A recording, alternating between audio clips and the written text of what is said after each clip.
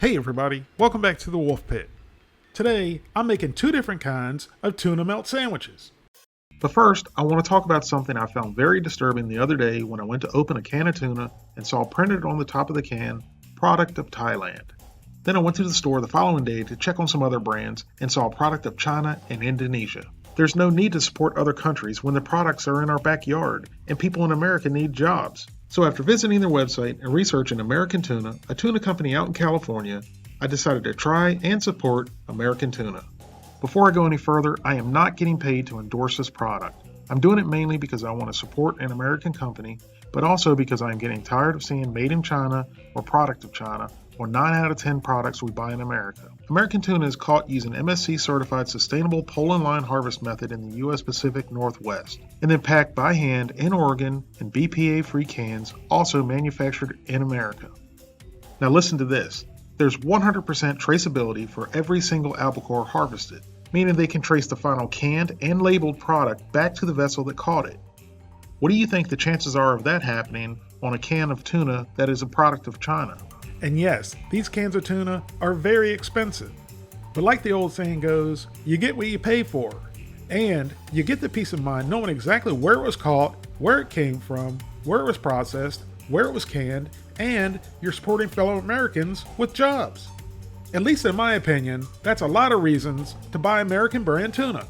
And once again, just to be clear, this is not a sponsored video, and I'm receiving absolutely no compensation at all for doing this video. I'm just a firm believer of supporting Americans and American businesses, even when it puts a bigger dent in my wallet. But as always, buy the food that fits into your budget to feed your family.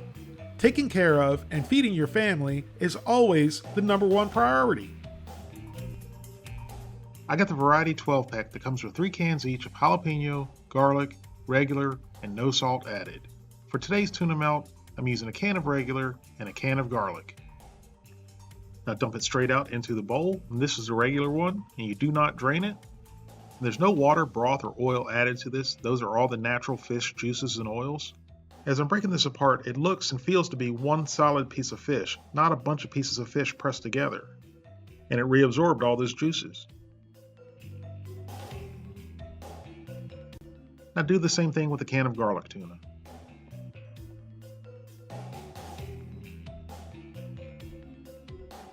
And then add mayonnaise,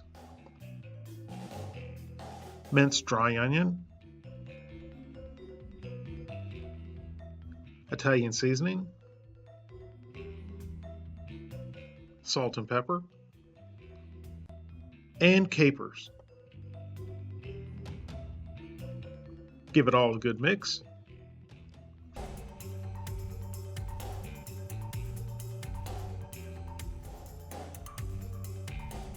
Now add some freshly grated mozzarella cheese and some Parmesan cheese.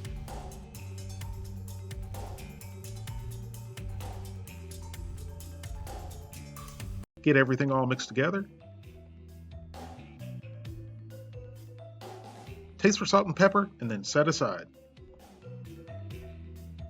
For the bread in our tuna melts, I'm going to use portobello mushrooms. Now remove the stems and scoop out the gills.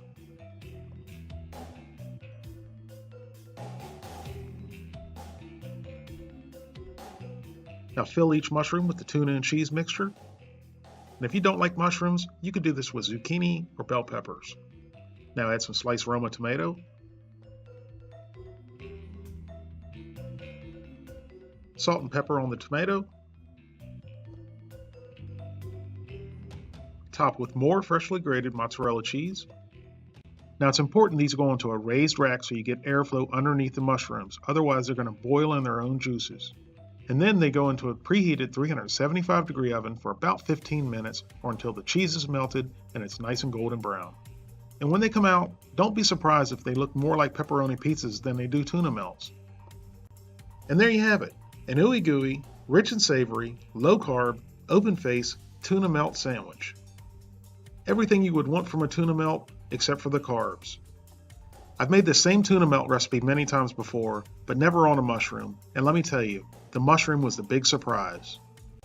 I was a little bit worried it could overpower the tuna, but it didn't at all. I absolutely love the flavor and meaty texture.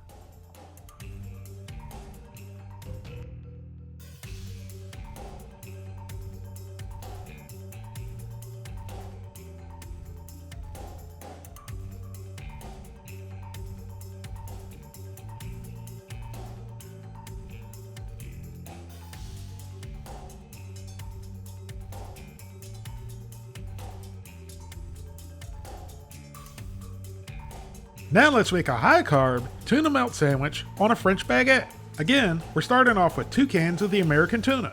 To the tuna, add a couple tablespoons of mayonnaise, and then add 1 to 2 tablespoons of relish. It can be sweet pickle relish or dill pickle relish. It doesn't matter. After all, you are the big kahuna of your tuna.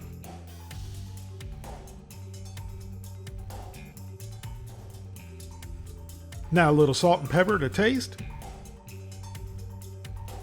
And then dried minced onion, or you can use fresh minced onion. For the tuna melts, I like using the dried minced onions because they provide a different flavor than fresh onions, and they act as a binder. Now give it all a good mix until everything's well combined. Well, I did add some mozzarella cheese, but I guess I lost the footage, but it's in there. And these tuna melts aren't really recipes, so you add as much seasonings, relish, and cheese as you like. Now place the tuna in the fridge for about a half an hour while we get our bread ready. Now for the bread, I have 1 fresh baguette that I've cut in half and then cut down the center lengthwise. Then I added a few pats of butter to each piece and then sprinkle with a little bit of granulated garlic. Then the bread goes under the broiler just until the butter's melted and the bread is nice and golden brown. Once the butter's melted and the bread is nice and golden brown and reached the perfect level of crispification, we're ready to make our tuna melt. Now add a copious amount, or as much or as little tuna as you like, to each piece of bread. Now, top the tuna off with some Parmesan cheese or whatever kind of cheese you like. Now pop your sandwich underneath the broiler just for about a minute or so, just until the cheese is golden brown and nice and bubbly. After a few minutes underneath the broiler, our tuna melt is nice and golden brown and it's smelling amazing. And this tuna melt on the baguette was equally as delicious as the tuna melt on the mushroom. The texture, and the flavor of the American tuna is like apples and oranges compared to the 99-cent can of tuna from Thailand, or from whatever country it may come from. But like I said before, use the tuna that fits in your budget. I've used the cheap tuna and the expensive tuna, and the tuna melts always turn out delicious.